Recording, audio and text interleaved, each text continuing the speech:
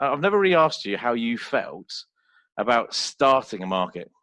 So, because ultimately you were the first into market, so you were the first person to create this Well, sort of market, weren't you? we weren't actually first. There was a Scottish development called Scamp.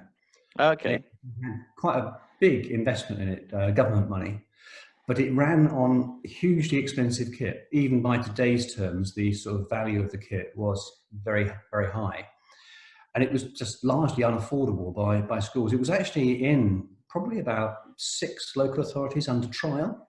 Okay. Um, and I started writing it because, to be frank, Bedfordshire bought some kit, intended to develop a system, and then didn't.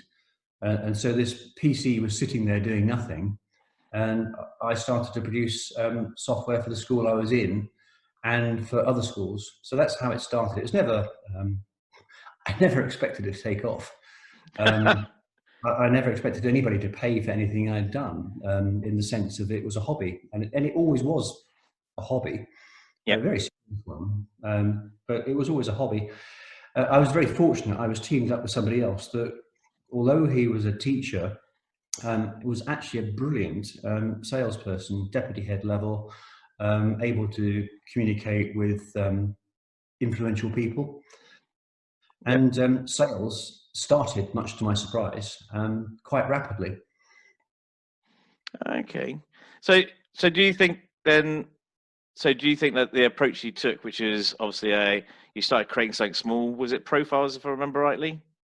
Well, profiling was what I wanted to achieve, but I realized that you couldn't really produce an effective profiling system unless you had a database of classes of all the other information that the reporting system required. So although I started off by doing profiles, I very rapidly realized that unless I had a database of everything else, it would just be too much physical work to actually get it to work efficiently.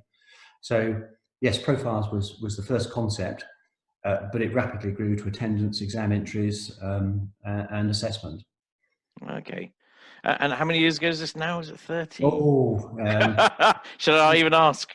it's difficult to actually pinpoint exactly what it was, but it was after the first RM 380Zs got into schools. It was about 83, 84, I think.